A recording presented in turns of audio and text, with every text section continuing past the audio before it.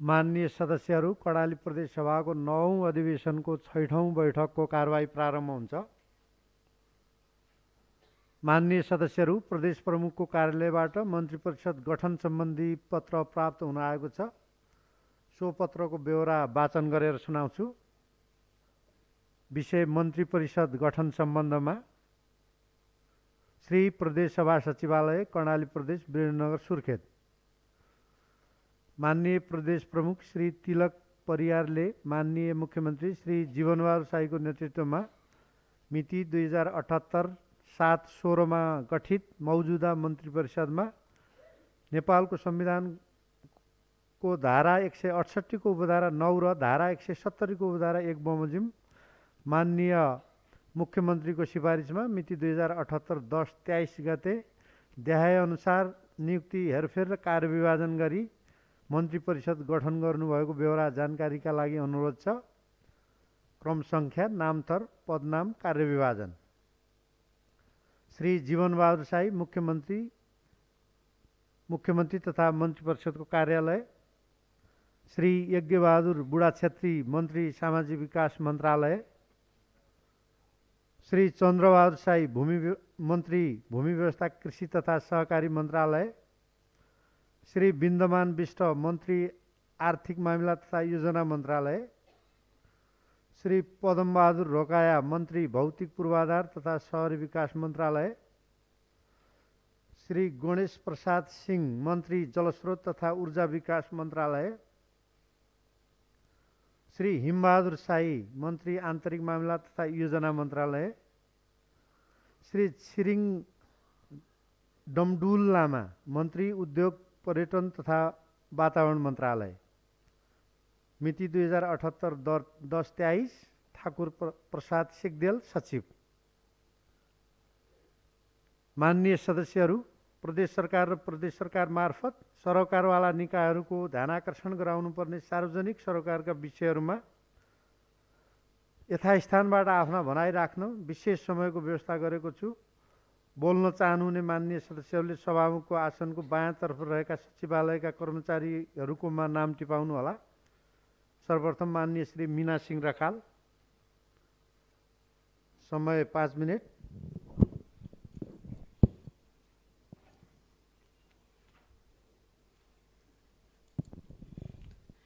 सभामुख महोदय, हामी यस्ता प्रदेशको सांसद हौँ कि हाम्रो घटना परिघटनाले हामी आफैलाई अचम्मित पार्नुको साथै कर्णालीवासी जनता मुखदर्शन भएर यो कर्णाली के गर्दैछ, यो कर्णालीले सुखी कर्णालीवासीको कतिको मर्म बुझ्दैछ भनेर कर्णालीवासीले पनि हेरिरहेको अवस्था छ। सर्वप्रथम सभामुख महोदय, 9 अधिवेशनको 6औं बैठकमा म आफूलाई आफ्ना धारणा राख्ने क्रममा आज यो सरकारले, कर्णालीवासीको सरकारले अथवा कर्णाली प्रदेशले सरकारमा पूर्णता पाएको छ, यसलाई म बधाई दिन चाहन्छु।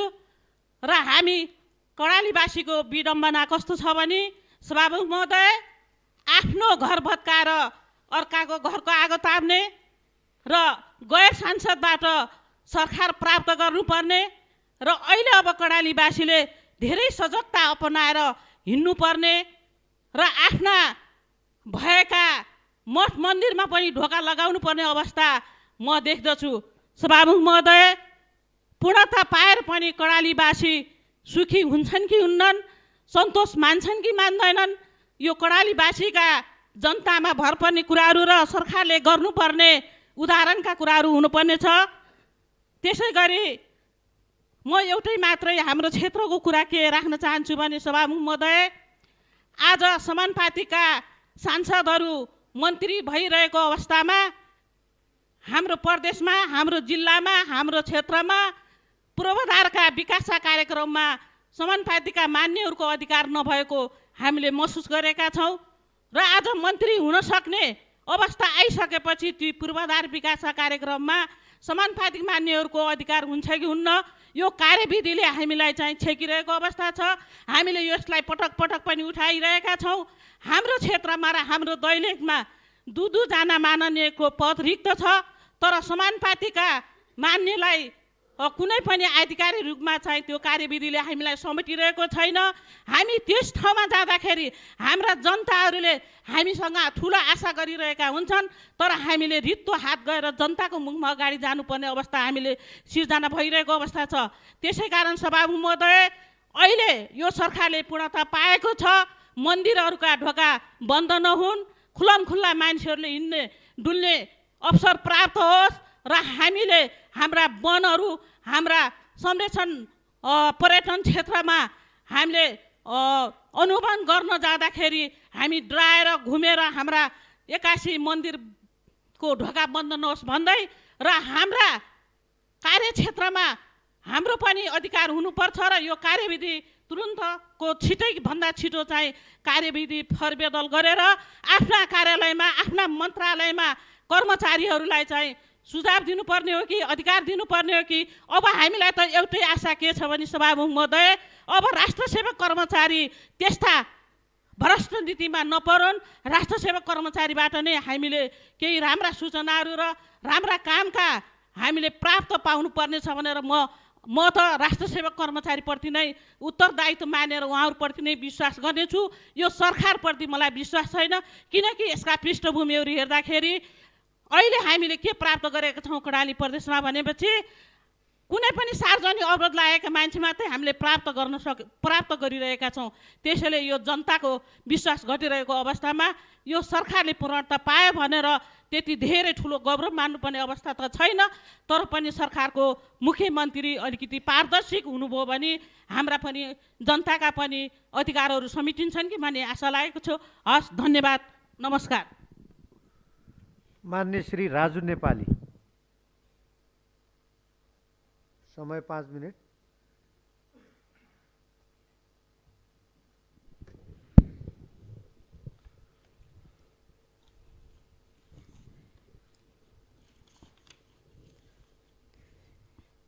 सभामुख महोदय, 9औं अधिवेशनको 6औं बैठकमा आफ्ना केही धारणाहरू अभिव्यक्त गर्न जाँदैछु।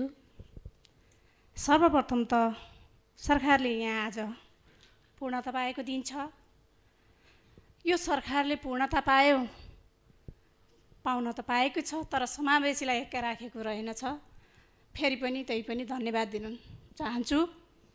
24% समुदायहरू छ, आधा आकाश ढाकेको महिलाहरू हुनुहुन्छ, तर त्यसलाई पनि मध्यनजर गर्नुपर्ने थियो, त्यो मध्यनजर गरिएन। र यहाँ धेरै पटक हामीले कुरा उठाएका थियौँ, समृद्धि र सुखी नेपाली, सुखी जनता कर्णालीका भनेका थियौँ। मलाई आज सम्झना छ, सायद 4 वर्ष अगाडि होला, हामी यही रोस्टममा बोल्नेहरूले के बोलेका थियौँ भने सरकारकै पक्षबाट हाम्रा कर्णालीका जनताहरू, हामी कर्णालीवासी, हामीले सुनको सिरानी राखेर नुनको खोजीमा हिँड्ने जनता भन्थ्यौँ, बोल्ने गरेका थियौँ। सायद त्यो सिरानी आज जसले बोल्यो, जसले सरकारको नेतृत्व गर्यो, त्यही मात्रै सिरानीमा हुनुहुन्छ होला जस्तो मलाई लाग्यो।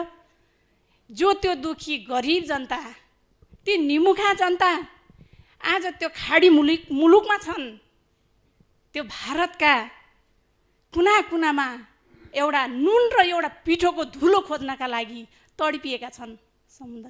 सभामुख महोदय, हामीले खोजेको समृद्धि 4 वर्षमा साँच्चै भन्यो भने हाम्रो भनाइ छ, दिन काम कि मनोकाम भन्ने छ। तर दिन कामले रहेनछ, मनोकाम गरेको भए त थुप्रै काम गरिन रहेछ त। 4 वर्षमा धेरै काम गरिन्थ्यो, तर त्यो हुन सकेन। विडम्बना, दिनै मात्रै कुर्ने सरकारले गर्दा आज त्यति काम, नतिजा देखिने काम देखिएन। हामीलाई त्यहीँनिर दुःख छ, गर्व छ। फेरि पनि केही बिग्रेको छैन, केही छ, 8-9 महिना अझै छ। 7 दिने प्रतिपक्ष कहाँनिर के साथ दिने हो दिन तयार छ। सरकार बनेर मात्रै हुँदैन, बनिसकेपछि कामकाजतिर ध्यान दियोस् र धेरै काम अझै पनि गर्न सकिन्छ। कामका लागि सायद हामी यहाँ आएका हुम्ला, हामी त्यत्तिकै जनताले हामीलाई अनुमोदन गरेर यहाँ पठाएको होइन, कामकै लागि पठाएको हो। र हामी साँच्चै 9 महिने कालमा नेकपा एमालेको एउटा सरकार बन्दा उदाहरण दिन चाहन्छु म। 9 महिने कालमा 9 महिनामा मोहन अधिकारीको पालामा सरकार बन्दा यति राम्रा काम, यति धेरै काम भए, त्यही काम अहिलेसम्म हामीलाई गर्व गर्ने लायकका भए। त्यसै गरी यो सरकारले पनि बेलैमा सोचेर गरिदिएको भए सायद अब हामीलाई पछि पनि गर्व गर्ने लायकका हुने थियौँ, तर देखिएन। तर हामीले हिजो जनताको घर दैलो गर्दा घोषणापत्रमा राम्रा राम्रा कुरा लेखेका थियौँ, चिल्ला मसिना ओहो पुरै कर्णाली प्रदेशको कायापलट गर्ने भनेका थियौँ भन्दै सबै दलहरू जनताका घर दैलो गए। तर त्यो घोषणापत्रलाई कहाँ फालियो? सायद अझै पनि 9 महिनामा त्यो घोषणापत्र हेर्नुपर्छ कि सरकारका मानिसज्यूहरू पनि दलबाटै आउनुभएको हो, पार्टीबाटै आउनुभएको छ। त्यो घोषणापत्रमा हेरियो भने मात्रै कर्णालीवासीको मुहारमा केही, अनुहारमा अलिकति उज्यालो आउनेछ भन्ने कुरा राख्न चाहे। हस्, धन्यवाद। माननीय श्री पद्मा खड्का, समय 5 मिनट।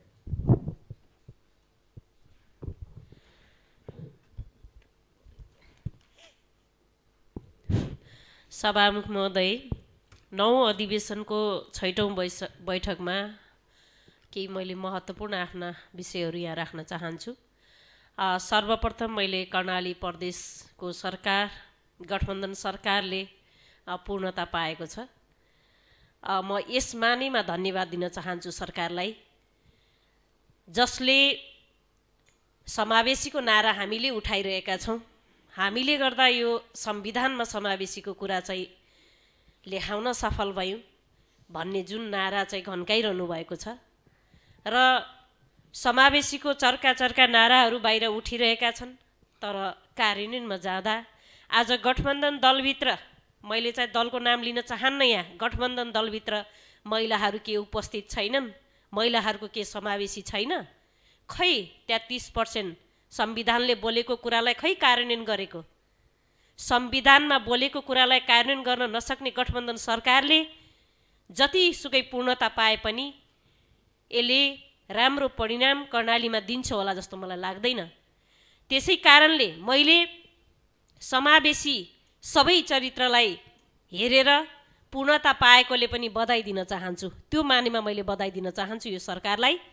र अर्को कुरा मैले यहाँ के भन्न चाहन्छु भने, जताततै अहिले हामी सञ्चार मिडिया सबैले, सबै कर्णालीवासी नभएर देशैभरि नेपालभरि सञ्चारको माध्यमबाट कुना कुनामा पनि सबै प्रदेशका नागरिकले हेरिरहेका छन्, जहाँ सार्वजनिक अभियोग लागेर एउटा व्यक्ति गैर सांसदलाई मन्त्री बनाइन्छ। यो कर्णालीमा सांसद हुँदाहुँदै कर्णाली प्रदेशका नागरिकले जनताबाट चुनिएर आएका जनप्रतिनिधि यो कर्णाली प्रदेशमा हुँदाहुँदै गठबन्धन सरकारभित्र सांसदहरू हुँदाहुँदै गैर सांसदलाई, एउटा विवादित मान्छेलाई सामाजिक सञ्जालबाट देशैभरि एउटा विवादको पात्रलाई आज मन्त्री बनाइएको छ।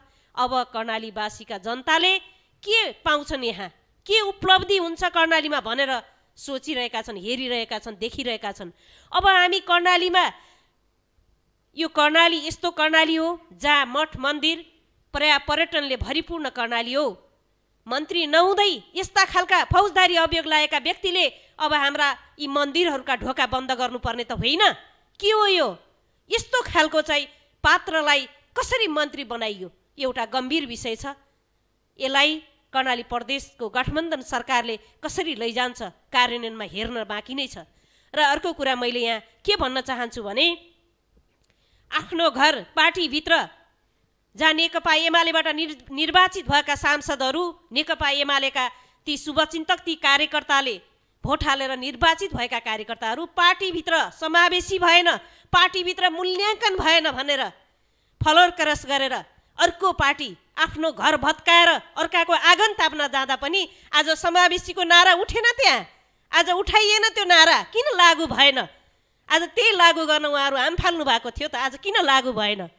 खै प्रश्न त गरिरह होला नि तल चाहिँ जनताले आज हेर्न खोजिरहेका छन्। यस्तो खालको समावेशी सरकारलाई, यो गठबन्धन सरकारलाई मैले मात्र नभएर कर्णाली प्रदेशका सबै जनताहरूले बधाई दिइरहेका छन्। हेर्नु भएको छ सामाजिक सञ्जालबाट।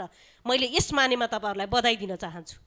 र मैले अर्को कुरा यहाँ के गर्न चाहन्छु भने सार्वजनिक रूपमा धेरै विषयहरू उठाइन्छन्। जनप्रतिनिधिको नाताले हामीले यहाँ विषयहरू उठाउँछौँ, ती विषयहरूलाई कार्यान्वयन हुन्छन् कि हुन्नन् भन्ने कुरा हामी खोजेर जाँदा केही पनि भेटिँदैन। मैले पटक पटक भनिरहेको छु, कर्णाली प्रदेशका रोगभोग समस्याबाट ग्रसित जुन नागरिकहरू छन्, जसले एउटा बेडमा छटपटाइरहेको छ औषधि नपाएर, त्यस्ता बिमारीका लागि औषधि उपचारका लागि, जो दीर्घ रोगीका लागि हामीले कर्णाली प्रदेश सरकारले गर्नुपर्ने जुन दायित्व हो, जुन कर्तव्य हो, फाइल लिएर 10 महिनासम्म एउटा मन्त्रालयमा बुझाउँदा पनि अहिलेसम्म अत्तोपत्तो छैन। ती नागरिकले के राज्यबाट सहज रूपमा सेवा सुविधा पाए? तिनको चाहिँ स्वास्थ्यको सुनिश्चितता, स्वास्थ्य सम्बन्धीको अधिकार उनीहरूले चाहिँ पाए? यो विषयमा गम्भीर भएर यो सरकारले कहिल्यै सोचेको छैन। र त्यस कारणले पनि अबको यो बाँकी महिनामा मन्त्री हुने, सरकारमा जाने बाहेक अरू केही काम होला भन्ने हामीले आशा पनि गरेका छैनौँ। धन्यवाद।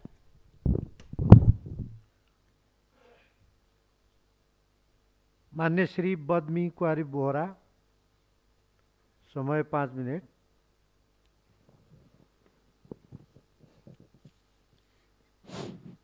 सभामुख महोदय, आज यो 9 अधिवेशनको 6औं बैठकमा म पनि केही कुरा राख्न गइरहेको छु। यो कर्णाली प्रदेश सरकारको बारेमा भन्नुपर्दा आज हामीलाई खुसीको कुरा पनि हो।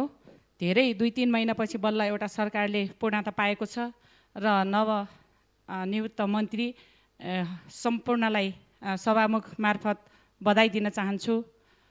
कर्णालीवासीको जुन अपेक्षा छ, यहाँको विकास निकासले यहाँहरूले राम्रोसँग जनताले चाहे जस्तो विकास गर्नुहोस्, यहाँहरूलाई शुभकामना भन्न चाहन्छु। म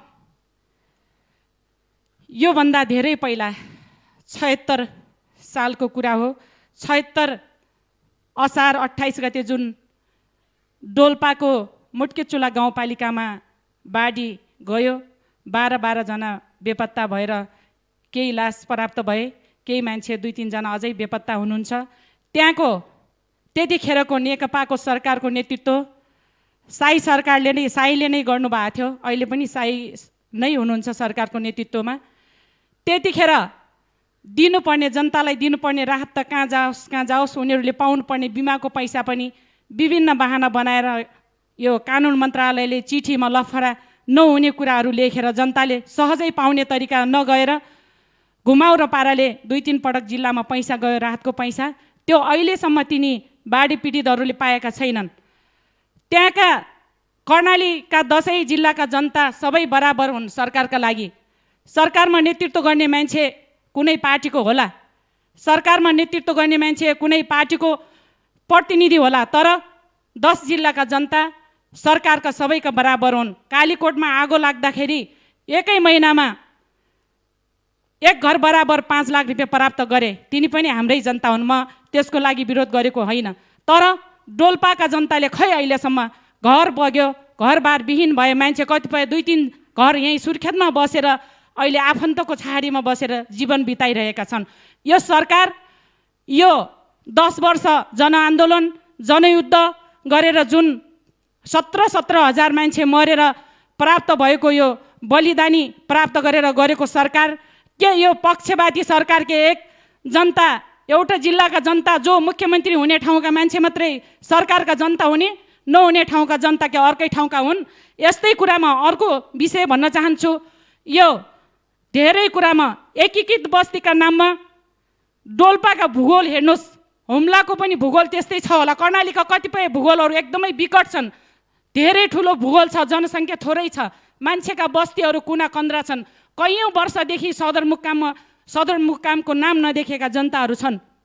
तर बस्ती एकीकृतका कालीकोट र जाजरकोट रुकुम मात्रै आवश्यकता हो। डोल्पामा गएर हेरोस् कर्णाली प्रदेशको सरकार, हुन त सङ्घ सरकारका पनि प्रधानमन्त्री, पूर्व प्रधानमन्त्री लगायत अर्थमन्त्री अस्ति भर्खरै पनि जनार्दन शर्मा र प्रचण्ड जानुभयो। हाम्रो प्रदेश कर्णालीबाट पनि सरकारका प्रतिनिधि मन्त्रीज्यूहरू जानुभयो उपल्लो डोल्पा। कतिपय उपल्लो डोल्पाको कुना कन्द्रामा सदरमुकामको 40-35 वर्ष मुख नदेखेका मान्छेहरू छन्। ती बस्तीहरू एकीकृत गर्न जरुरी छ कि छैन? त्यस्तै गरेर द्वन्द्व पीडितका नाममा डोल्पा जिल्लाको लिस्ट हेर्दाखेरि मैले 42-43 जनाको द्वन्द्व पीडितको लिस्ट देखाएको छु। अहिले त्यहाँ फारम भन्नेहरू 700-800 पुगेका छन्। यो अराजक कहिले अन्त्य हुने हो? यो सरकारको द्वन्द्वका नाममा लोटेर खुट्टा औँठा ठेस लागेको मान्छेलाई पनि द्वन्द्व पीडित भनिन्छ कि घोडा चढेर लोटेको मान्छे पनि द्वन्द्व पीडित घाइते हुन्छ कि के हुन्छ? अरू त्यस्तै यो मुख्यमन्त्री रोजगारका कार्यक्रम त्यस्तै छरष्ट भरष्ट छन्। अरू धेरै यो जनता आवासका कुराहरू पनि जो सरकारमा हुन्छ उसकै मन्त्रीका मात्रै मान्छे जनता आवासमा आबद्ध हुने हुन् कि के गर्ने हुन्? यिनी सम्पूर्ण कुरालाई यो प्रदेश सरकारको अहिलेको शाही सरकारको नेतृत्वले यो 7 बुँदे सहमति लगायत यिनी सम्पूर्ण कुरालाई चाहिँ ध्यान दियोस् भन्न चाहन्छु। धन्यवाद। माननीय श्री सुशील कुमार थापा, समय 5 मिनट।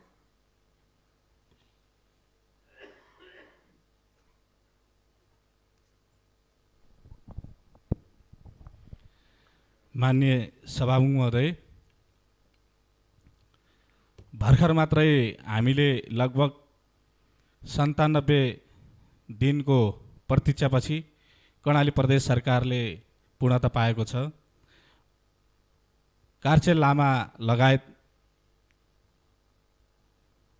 मन्त्री बन्नुहुने सम्पूर्ण अर्थात् हिजो मात्रै शपथ खानुहुने 5वटै मन्त्री लगायत मुख्यमन्त्री लगायत सबैलाई हार्दिक बधाई तथा सफल कार्यकालको शुभकामना व्यक्त गर्न चाहन्छु। माननीय सभामुख महोदय, कर्णालीका जनतालाई के विश्वास थियो त भन्दा जति बेला 2078 साल वैशाख 2 गते राति पूर्व मुख्यमन्त्री माननीय महेन्द्र बहादुर शाहीको कार्यकक्षमा नेपाली काङ्ग्रेसका दलका नेता हालका माननीय मुख्यमन्त्री जीवन बहादुर शाही, त्यति बेलाका माननीय प्रकाश ज्वाला र मुख्यमन्त्री महेन्द्र बहादुर शाही बीचको केही गोप्य सम्झौता आज सिङ्गो कर्णाली मात्रै होइन सिङ्गो देशभरि नै त्यो सम्झौता छरपष्ट रूपमा देखा परेको छ। माननीय सभामुख महोदय, मुहान सफा भएन भने टुटी जस्तो हाले पनि केही फरक पर्दैन। धाराको टुटी सुनको बनाउँदैमा पानी सफा हुँदैन। जब मुहान सफा छैन त टुटीले मात्रै केही हुँदैन। त्यसकारणले हामीलाई के विश्वास छ त भन्दा यो सरकार जब 2078 साल वैशाख 2 गते राति एउटा भयानक दुर्घटना हुने गरी जुन सम्झौता भयो, 3टा दल, त्यति बेलाको 2टा दल र एमालेबाट हाल चोइटिएको एउटा दलको प्रतिनिधित्वको हिसाबमा जुन एउटा गोप्य कर्णालीका जनताका 18 लाख जनतामाथि कुठाराघात गर्ने गरी जुन त्यो कालो दिनका रूपमा एउटा सम्झौता भयो, त्यस समयपछिका बनेका सरकारहरूबाट आज हामीले जुन आज सिङ्गो कर्णालीले एउटा खालको नेपाल मात्रै होइन विश्वभरि नै यो सङ्घीयता पछिको यो सरकार कस्ता निर्माण हुन्छन् त भन्ने एउटा जुन सन्देश दिएको छ, यसको एउटा प्रतीकका रूपमा आज कर्णालीले देखाएको छ। हामीले देखाएका छौँ जुन वैशाख 2 गते राति त्यो घटना भइसकेपछि 3 गते जुन फ्लोर क्रस भयो र 4 गते एउटा अप्रत्याली रूपले एउटा सरकार निर्माण भयो। त्यो सरकारदेखि त्यो सरकारको आयु सकिएपछिको अहिले बनेको सरकारको यो हेर्दा मलाई लाग्छ जनताले हेर्दा यसो बाहिर त्यो सुनको टुटी जस्तो, तर मुहान जहाँ चाहिँ गन्दै गन्दा अर्थात् मुहान सफा नभएको तर टुटी सुनको हालेर जलप लगाएर जनतालाई भरम सिर्जना गरे जस्तै त्यो तरिकाबाट यो सरकार निर्माण गरेका कारणले मलाई त्यो 78 सालदेखि पछि बन्ने सरकारबाट कर्णालीका जनताले भने जस्तो अपेक्षा गरे जस्तो सरकारबाट अब यो कर्णालीको समृद्धि सुखारी कर्णाली समृद्ध कर्णालीको यो नारा अर्थात् त्यो सपना पुरा हुन्छ जस्तो मलाई लाग्दैन।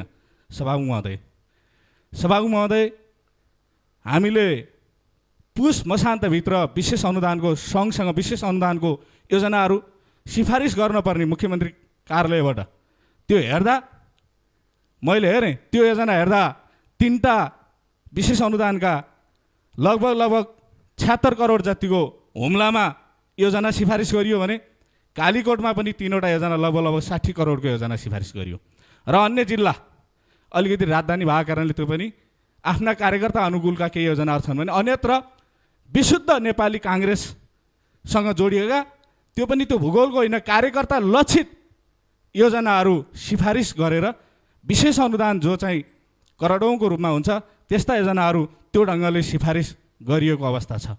त्यसकारणले यो सरकार पनि जब आफूले बजेट वितरण गर्ने ठाउँ र अवसरमा आयो तब मलाई त्यो अघि मैले भने जस्तै त्यो पानीको मुहान र त्यो धाराको याद आउँछ।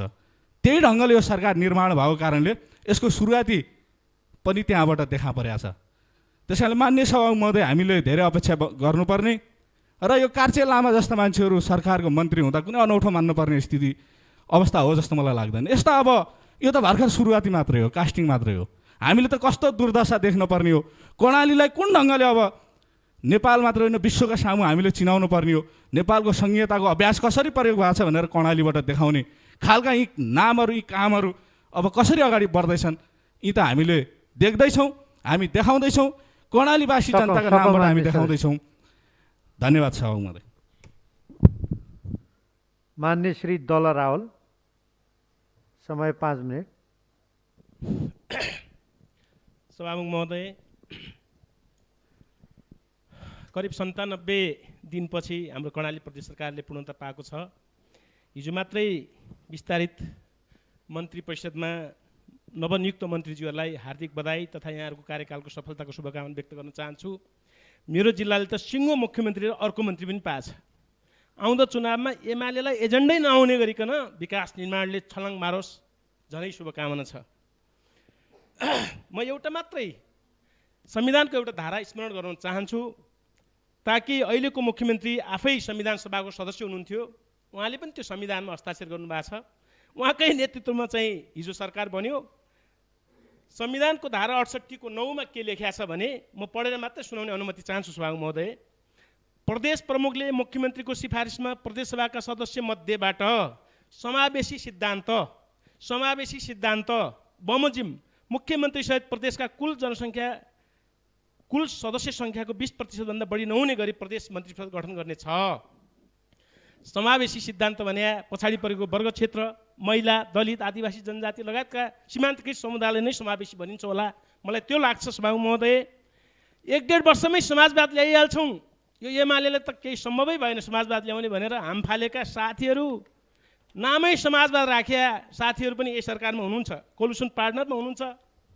होइन यो समावेशी समानुपातिकको त मसियामै पाउँ त यो देशमा मैले पो लागू गरे हो त भन्ने नेकपा माओवादी केन्द्रका साथीहरू पनि त्यही सरकारमा हुनुहुन्छ।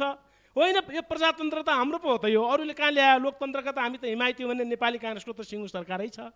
अब यो सरकारले समावेशी सिद्धान्तलाई कतिको पालना गर्यो व्यवहार त उहाँहरूले जान्नुहोस्, म यति भन्न चाहेँ सभामुख महोदय। त्यसपछि म एउटा अर्को कुरा विषय राख्न चाहन्छु सभामुख। म अलिकति मन्त्रालय कमै गएको हुनाले मन्त्रालयको वेबसाइटहरू अलि भिजिट गर्ने गर्छु। मन्त्रालयमा यस्तोसम्म देखेँ, यो इन्स्टिट्युसनल मेमोरी भन्ने कुरा कस्तो हुन्छ भने कुनै पनि सरकार अविच्छिन्न उत्तराधिकारी भनेकै त्यही हो। एउटा मन्त्री जान्छ, चेन्ज हुन्छ, अर्को मन्त्री आउँछ, एउटा सरकार जान्छ, अर्को सरकार आउँछ। तर यहाँहरूले पनि हेर्नु होला माननीय सदस्यज्यूहरू, मुख्यमन्त्रीज्यू, मन्त्रीज्यूहरू, इभन मुख्यमन्त्रीज्यू 73 सालमा चाहिँ पर्यटन मन्त्री भएको, अहिले पनि त्यहाँ चाहिँ उहाँका इभेन्टहरू त्यहाँ छन्, मैले हेरेको छु।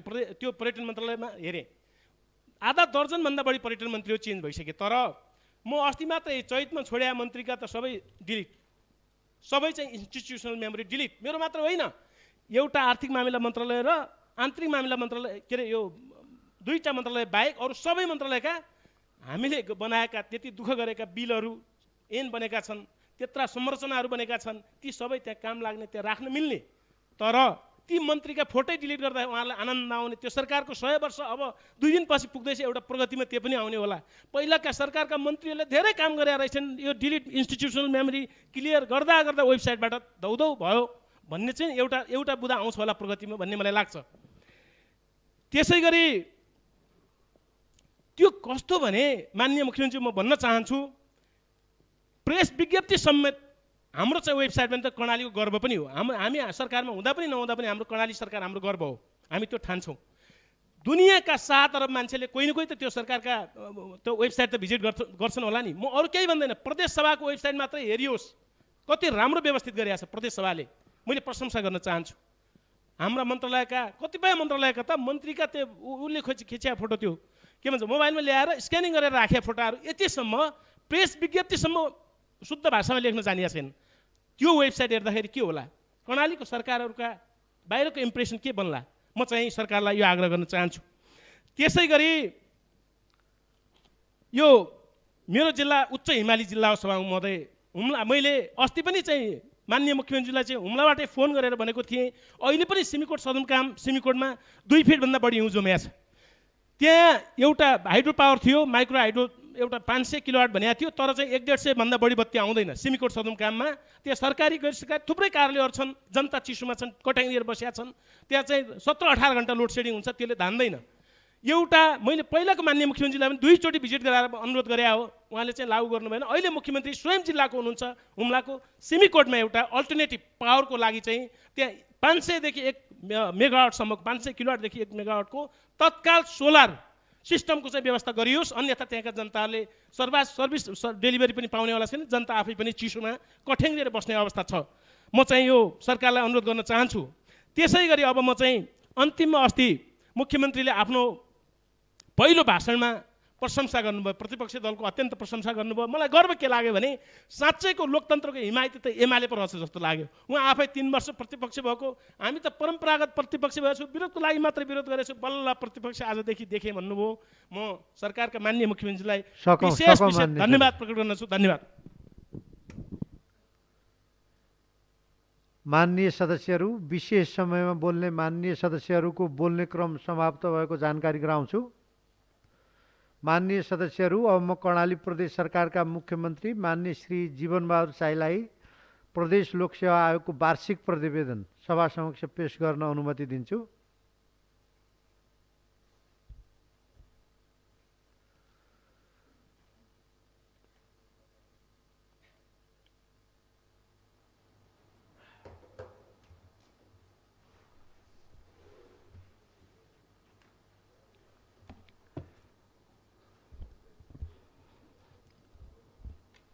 माननीय सभामुख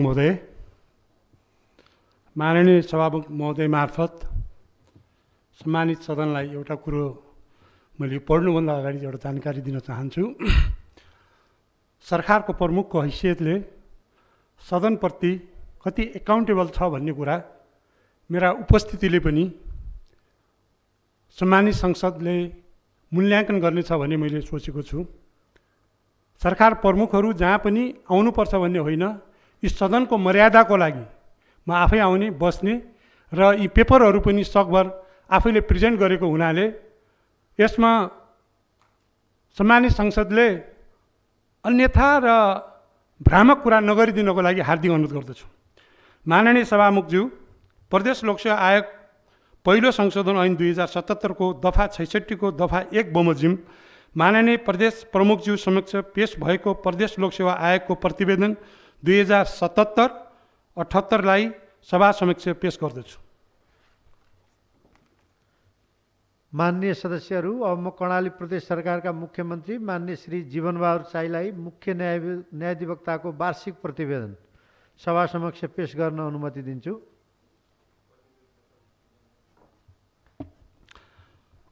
माननीय सभामुखज्यू, मुख्य न्यायाधिवक्ताको काम, कर्तव्य र अधिकार तथा सेवा शर्त सम्बन्धी ऐन 2075 को दफा 13 को उपदफा 1 बमोजिम माननीय प्रदेश प्रमुखज्यू समक्ष पेश भएको मुख्य न्यायाधिवक्ताको वार्षिक प्रतिवेदन 77-78 सभा समक्ष पेश गर्दछु।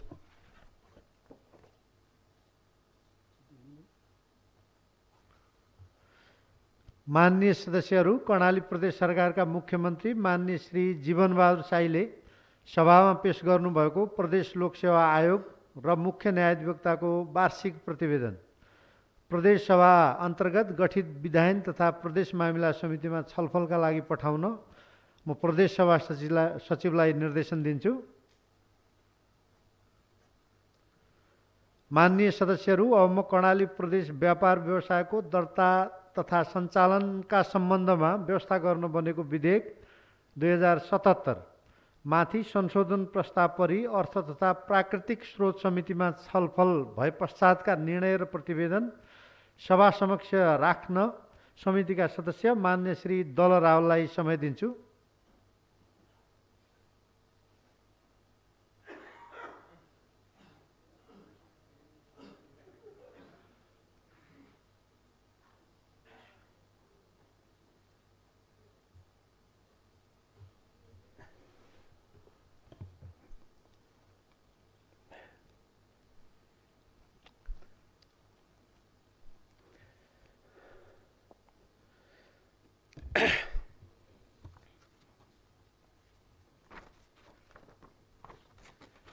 माननीय सभामुख महोदय, कर्णाली प्रदेशमा व्यापार व्यवसायको दर्ता तथा सञ्चालन सम्बन्धमा व्यवस्था गर्न बनेको विधेयक 2076 प्रदेश सभा सचिवालयमा मिति 2077 जेठ 23 गते दर्ता भई मिति 2077 जेठ 30 गते सभामा प्रदेशको छलफलको लागि टेबल भएको थियो। मिति 2077 असार 8 गते प्रदेश सभामा भएको सैद्धान्तिक छलफल पश्चात संशोधन गरी परि थप छलफलको लागि प्रदेश सभाको छैटौँ अधिवेशनको 29औं बैठकको निर्णयबाट सो विधेयक अर्थ तथा प्राकृतिक स्रोत समितिमा पठाउने निर्णय भए पश्चात उक्त विधेयक मिति 2077 असार 28 गते यस समितिमा प्राप्त भएको थियो। विधेयकमाथि दफावार छलफल गर्नको लागि समितिको 2078 पौष 29 र मिति 2078 पुस 30 गते समितिको बैठक बसेको थियो। यस क्रममा जम्मा दुई पटक बैठक बसी संशोधन प्रस्तावमाथि व्यापक छलफल गरिएको थियो। कर्णाली प्रदेशमा व्यापार व्यवसायको दर्ता तथा सञ्चालन सम्बन्धी व्यवस्था गर्न बनेको विधेयक 2076 माथि यस समितिमा भएका दफावार छलफल समितिका माननीय सदस्यज्यूहरूले दिनुभएको सुझाव पश्चात यो विधेयक टेबल गर्नुभएका माननीय मन्त्रीज्यू, समितिका माननीय सदस्यज्यूहरू, संशोधनको सूचना दर्ता गराउनु हुने भएका माननीय सदस्यज्यूहरू, सम्बन्धित मन्त्रालयका सचिव, यस समितिका सभाहालमा उपस्थित सम्पूर्ण विज्ञहरूसँग छलफल गरिएको थियो। यस विधेयकलाई परिष्कृत रूपमा यस सभा समक्ष पेश गर्न यस समितिका विभिन्न समितिमा भएका छलफलहरूको क्रममा सक्रिय रूपमा सहभागी हुनुभएका माननीय मन्त्रीज्यू, संशोधनकर्ता मान्यज्यूहरू, समितिका माननीय सदस्यज्यूहरू, विज्ञ लगायत अन्य सहभागीहरूले सक्रिय भूमिका निर्वाह गरी राय सुझाव प्रदान गर्नुभएकोमा यहाँहरूप्रति हार्दिक धन्यवाद ज्ञापन गर्दछौँ। साथै विधेयक उपरको प्रतिवेदन तथा तयार गरी सम्पूर्ण भूमिका निर्वाह गर्नुहुने समितिका सचिवालयका कर्मचारी तथा सम्बन्धित मन्त्रालयका कर्मचारीहरूप्रति धन्यवाद दिन्छु। यसै गरी समितिको काम कारबाहीको सन्दर्भमा मार्गनिर्देशन, आवश्यक निर्देशन, समन्वय, सद्भाव प्रकट गर्नुहुने माननीय सभामुख र उपसभाज्यूप्रति हार्दिक कृतज्ञता ज्ञापन गर्दछु। माननीय सभामुख महोदय, समितिको बैठकले प्रस्तावित संशोधन तथा अन्य सम्बद्ध विषयवस्तुसहित विधेयकको आवश्यकता, महत्त्व र औचित्यको आधारमा देहाय बमोजिमको क्रमसङ्ख्या 1 देखि 23 सम्म संशोधन प्रस्तावसहितको प्रतिवेदन सम्मानित सभा समक्ष पेश गर्ने समितिको सर्वसम्मत निर्णय बमोजिम संशोधन प्रस्तावसहितको प्रतिवेदन सम्मानित सभा समक्ष पेश गर्दछु। धन्यवाद। माननीय सदस्यहरू, अब प्रदेश औद्योगिक व्यवसायका सम्बन्धमा व्यवस्था गर्न बनेको विधेयक 2077 माथि संशोधन प्रस्ताव परि अर्थ तथा प्राकृतिक स्रोत समितिमा छलफल भए पश्चातका निर्णय र प्रतिवेदन सभा समक्ष राख्न समितिका सदस्य मान्य श्री दल रावललाई समय दिन्छु।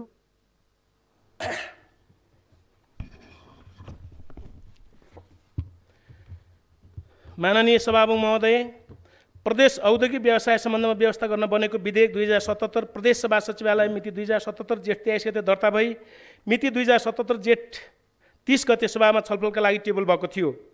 मिति 2077 असार 7 गते प्रदेशसभामा भएको सैद्धान्तिक छलफल पश्चात मिति 2077 असार 7मा संशोधन परि थप छलफलको लागि मिति 2077 असार 27 गतेको 6औँ अधिवेशनको 29औँ बैठकको निर्णयबाट सो विधेयक अर्थ तथा प्राकृतिक स्रोत समितिमा पठाउने निर्णय भए पश्चात उक्त विधेयक मिति 2077 असार 28 गते यस समितिमा प्राप्त भएको थियो। विधेयकमाथि दफावार छलफल गर्नका लागि समितिको मिति 2077 मङ्सिर 18 गते, 2077 माघ 2 गते, 2078 माघ 4 गते, 2078 माघ 7 गते र 2078 माघ 13 गते समितिको बैठक बसेको थियो। यस क्रममा जम्मा 5 पटक बैठक बसी संशोधन प्रस्तावमाथि व्यापक छलफल गरिएको थियो। प्रदेश औद्योगिक व्यवसाय सम्बन्धमा व्यवस्था गर्न बनेको विधेयक 2077 माथि यस समितिमा भएको दफावार छलफलमा समितिका माननीय ज्यूहरूले दिनुभएको सुझाव पश्चात यो विधेयक टेबल गर्नुभएका माननीय मन्त्रीज्यू, समितिका माननीय सदस्यहरू, संशोधनका सूचना दर्ता गराउनुभएका माननीय सदस्यज्यूहरू, सम्बन्धित मन्त्रालयका सचिव, उद्योग विभागका महानिर्देशक लगायतका विषय विज्ञहरूसँग छलफल गरिएको थियो। यस विधेयकलाई परिष्कृत रूपमा यस सभा समक्ष पेश गर्न यस समितिमा विभिन्न मितिमा भएका छलफलका क्रममा सक्रिय रूपमा सहभागी हुनुभएका माननीय मन्त्रीज्यू, संशोधनकर्ता माननीय सदस्यज्यूहरू, समितिका माननीय सदस्यज्यूहरू लगायत अन्य सहभागीहरूको सक्रिय भूमिका निर्वाह गरी राय सुझाव प्रदान गर्नुभएकोमा उहाँहरूप्रति हार्दिक धन्यवाद ज्ञापन गर्दछु। साथै विधेयक उपरको प्रतिवेदन तयार गरी महत्त्वपूर्ण भूमिका निर्वाह गर्नुहुने समिति सचिवालयका कर्मचारीहरू तथा सम्बन्धित मन्त्रालयका कर्मचारी र प्रदेश सभा सचिवप्रति धन्यवाद दिन्छु। यसै गरी समितिका काम कारबाही सन्दर्भमा मार्गदर्शन, आवश्यक निर्देशन, समन्वय, सद्भाव प्रकट गर्नुहुने माननीय सभामुखज्यू र उपसभामुखज्यूप्रति हार्दिक कृतज्ञता ज्ञापन गर्दछु। माननीय सभामुख महोदय, समितिको बैठकले प्रस्तावित संशोधन तथा अन्य सम्बद्ध विषयवस्तुसहित विधेयकको आवश्यकता, महत्त्व र औचित्यको आधारमा देहाय बमोजिमका क्रम सङ्ख्या 1 देखि 30 सम्म संशोधन प्रस्तावसहितको प्रतिवेदन सम्मानित सभासमक्ष पेश गर्ने समितिको सर्वसम्मत निर्णय भयो बमोजिम संशोधन प्रस्तावसहित प्रतिवेदन सम्मानित सभामा पेश गर्ने अनुमति चाहन्छु। धन्यवाद। माननीय सदस्यहरू, अब म उपभोक्ताको संरक्षण गर्ने सम्बन्धमा व्यवस्था गर्न बनेको विधेयक 2075 माथि संशोधन प्रस्ताव परि अर्थ तथा प्राकृतिक स्रोत समितिमा छलफल भए पश्चातका निर्णय र प्रतिवेदन सभा समक्ष राख्न समितिका सदस्य मान्य श्री दल रावललाई समय दिन्छु।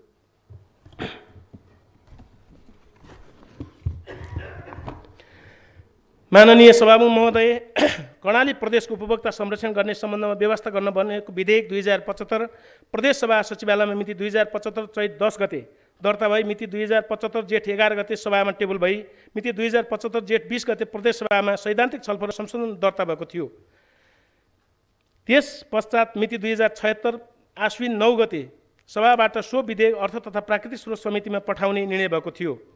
माननीय सभामुख महोदय, दफावार छलफलमा माननीय सदस्यहरूले बोल्ने क्रममा समाप्त भएपछि सो विधेयक टेबल गर्नुहुने माननीय मन्त्री तथा संशोधनका सूचना दर्ता गर्नुहुने माननीय सदस्यहरूसँग छलफल गरी समितिको अन्तिम बैठकले प्रस्तावित संशोधन तथा अन्य सम्बद्ध विषयवस्तुसहित विधेयकको सम्बन्धमा नेपालको संविधानको अनुसूची 7 मा भएको सङ्घ र प्रदेशको साझा अधिकारको सूचीको विषय सङ्ख्या 2 मा आवश्यक वस्तु तथा सेवाको आपूर्ति, वितरण, मूल्य नियन्त्रण, गुणस्तर र अनुगमन सम्बन्धी विषय उल्लेख भएकोमा उल्लेखित विषय सङ्घ र प्रदेशको साझा अधिकारको विषय भएकोले सङ्घीय संसदले उपभोक्ता संरक्षण सम्बन्धी ऐन 2075 बनाई कार्यान्वयनमा रहेको र उक्त ऐन नै प्रदेश बजार अनुगमन समिति गठन गर्न सक्ने र बजार अनुगमन सम्बन्धी कार्यलाई व्यवस्थित र प्रभावकारी बनाउन आवश्यक नियम बनाउन सक्ने प्रावधान रहेकोले कर्णाली प्रदेशको उपभोक्ता संरक्षण गर्ने सम्बन्धमा व्यवस्था गर्न बनेको विधेयक 2075 सङ्घीय कानुनसँग बाजिने समितिको निष्कर्ष भएको र उक्त विधेयकलाई फिर्ता लिन माननीय मन्त्रीज्यू समितिको बैठकमा सहमत हुनुभएकोले सो विधेयकलाई सम्मानित सभाबाटै फिर्ता पठाउनुपर्ने रायसहित प्रतिवेदन गरिमामय सदनमा पेश गर्दछु। धन्यवाद।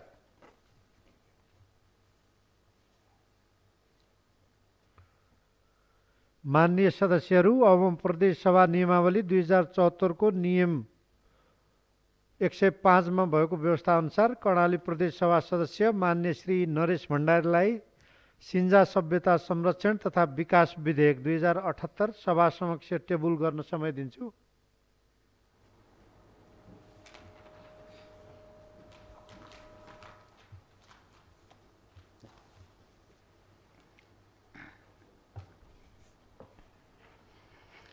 माननीय सभामुखज्यू, सभामुखज्यूको अनुमतिले नेपालको मूल सभ्यता सिजा सभ्यताको उद्गम स्थल जुम्ला जिल्ला स्थित सिजा क्षेत्र र सिजा सभ्यतासँग सम्बन्धित कर्णाली प्रदेशका अन्य भूभागको ऐतिहासिक, सांस्कृतिक, पुरातात्विक, धार्मिक एवं भाषिक पर्यटन प्रवर्धन गरी आर्थिक समृद्धि र खुशी हासिल गर्ने उद्देश्यका साथ सिन्जा सभ्यताको संरक्षण तथा विकास गर्न वाञ्छनीय भएकोले सिजा सभ्यता संरक्षण तथा विकास विधेयक 2078 प्रदेश सभा नियमावली 2074 को नियम 105 बमोजिम सभा समक्ष टेबल गर्दछु।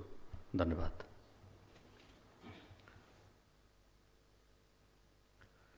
माननीय सदस्यहरू, अर्थ तथा प्राकृतिक स्रोत समितिका सदस्य माननीय श्री दल रावललाई समितिको वार्षिक प्रतिवेदन सभा समक्ष प्रस्तुत गर्न समय दिन्छु।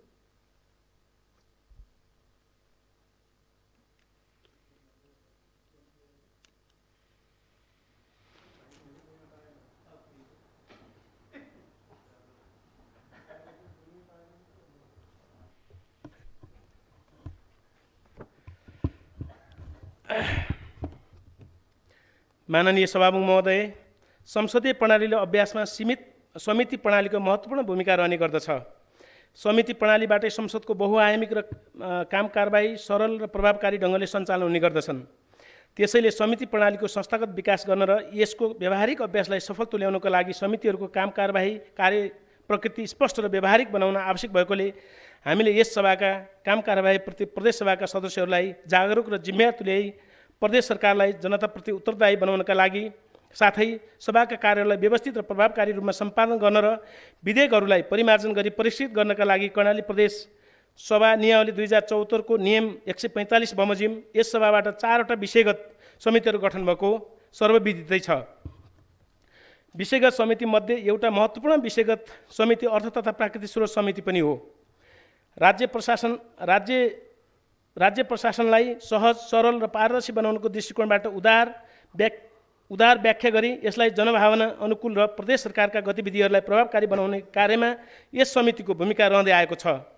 संसद र संसदीय समितिको अवधारणा र विकासका अनुरूप समितिहरूले निर्वाह गर्नुपर्ने कार्यहरूको विवरण कर्णाली प्रदेश नियमावली सभा नियमावली 2074 को नियम 150 बमोजिमका कर्तव्य सम्बन्धमा नियम 155 बमोजिम बैठकबाट निर्णय गरी समितिले कार्य सम्पादन गरेको छ।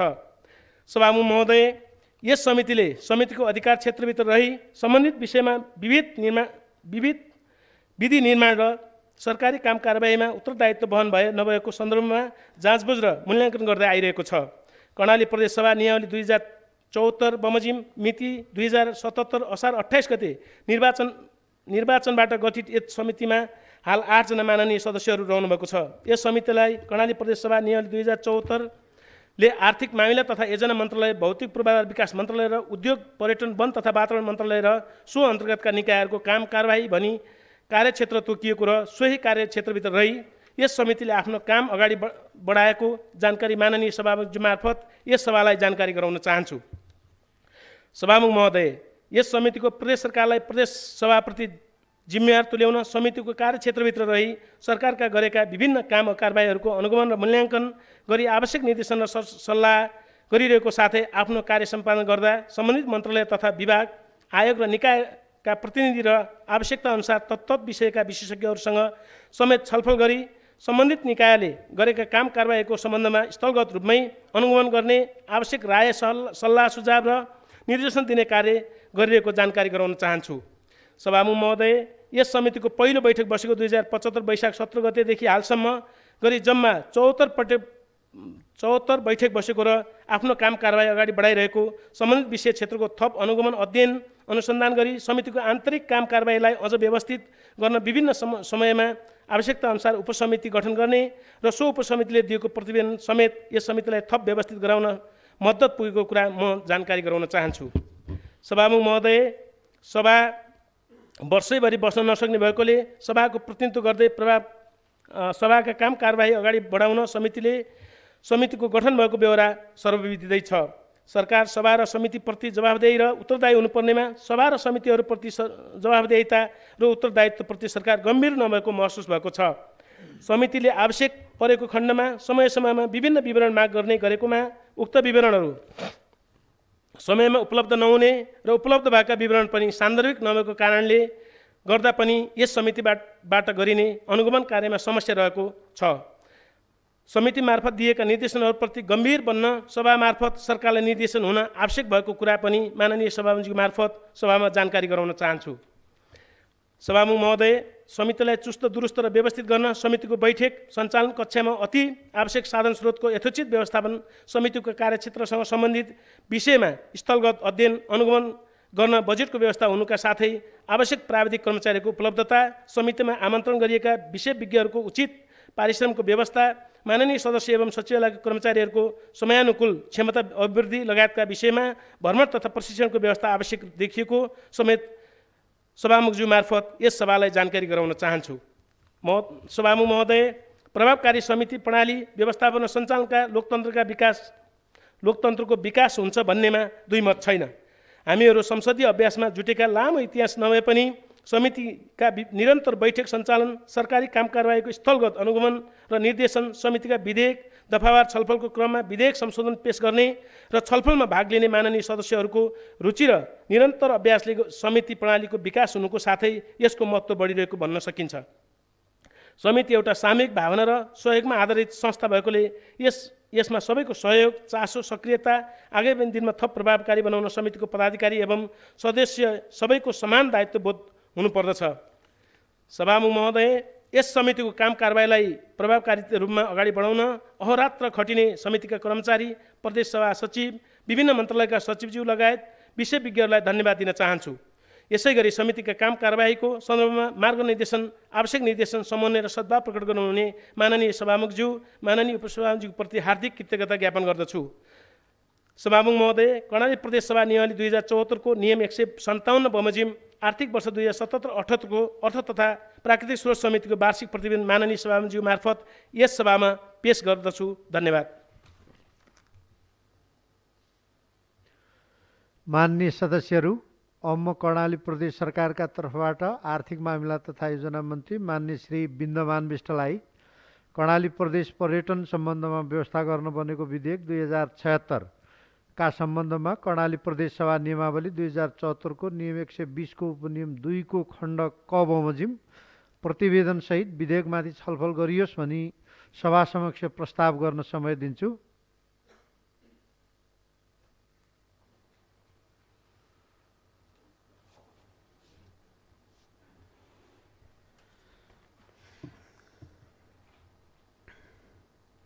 माननीय सभामुख महोदय, सभामुखको अनुमतिले सम्मानित सभामा प्रदेश सरकारका तर्फबाट पेश भएको कर्णाली प्रदेश पर्यटन सम्बन्धमा व्यवस्था गर्न बनेको विधेयक 2076 प्रदेश सभाको बैठकबाट विषयगत समितिमा पठाउने निर्णय भएको र अर्थ तथा प्राकृतिक स्रोत समितिमा छलफल भई सभामा प्राप्त भएकोले कर्णाली प्रदेश सभा नियमावली 2074 को नियम 120 को उपनियम 2 को खण्ड क बमोजिम प्रतिवेदनसहित विधेयकमाथि सभामा छलफल गरियोस् भनी प्रस्ताव गर्दछु। धन्यवाद।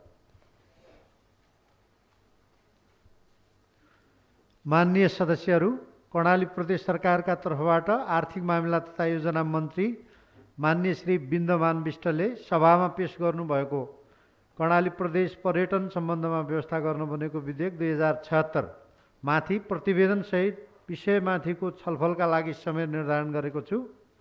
सर्वप्रथम माननीय श्री देवी ओली।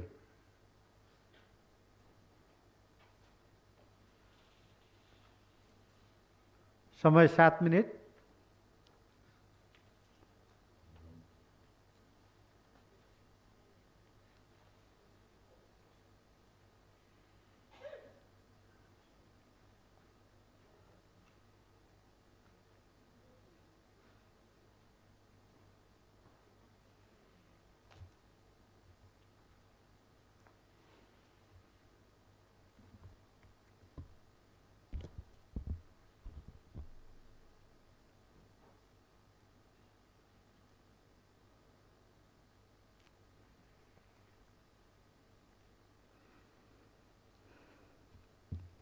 माननीय सभामुखज्यू,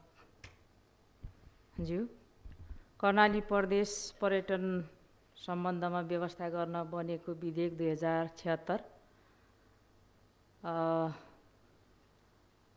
माथि संशोधनकर्ता पनि म आफू भएको कारणले गर्दा कर्णाली प्रदेशमा सञ्चालन भएका पर्यटनसँग सम्बन्धित सम्पूर्ण व्यवसायहरूलाई कानुनी रूपमा यहाँको कर्णालीको आफ्नो आन्तरिक आय स्रोत वृद्धिको निम्ति अत्यन्तै सहज र सुव्यवस्थित हुने विश्वास मैले गरेको छु।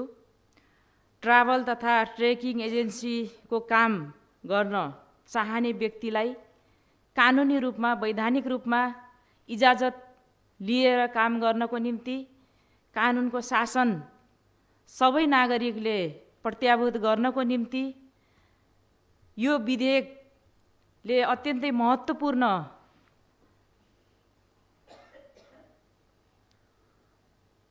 टेवा पुर्याउनेछ।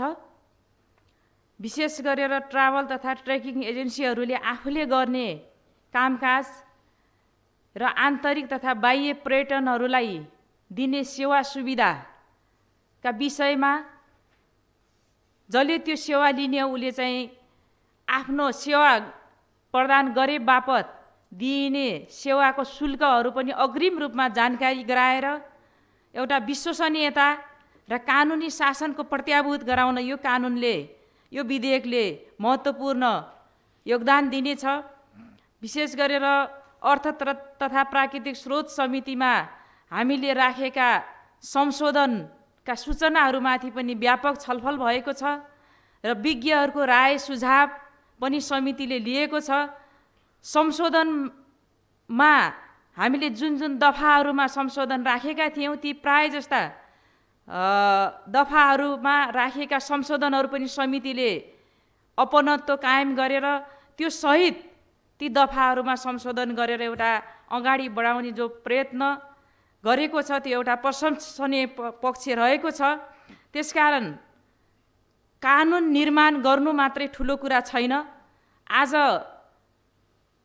नेपाली समाजमा कार्यान्वयनको समस्या व्यक्तिमा देखिएका नियतमा खराबी आएका कारणले कानुनमा भएका व्यवस्थाहरू पनि सुचारू ढङ्गले लागू नहुने जुन समस्याहरू देखिरहेका छन् त्यो समस्या हामी बीच नआओस् र पर्यटन प्रवर्धनका निम्ति आज कर्णालीको प्रत्येक नागरिकहरूको प्रति व्यक्ति आय वृद्धिका निम्ति हाम्रो स्रोत हाम्रो एउटा अपार सम्भावना बोकेको प्रदेश हाम्रा पर्यटकीय क्षेत्रहरूले नै हाम्रो प्रदेशको आन्तरिक आय स्रोतको वृद्धि गर्ने सम्भावना सबैले देखिरहेको सन्दर्भमा यो विधेयकले कानुनी मान्यता प्राप्त गरेर राजपत्रमा प्रकाशित भएर आएको खण्डमा यहाँका ट्राभल एजेन्सीहरूले पनि त्यो ढङ्गले काम गर्ने एउटा सुअवसर मिल्नेछ र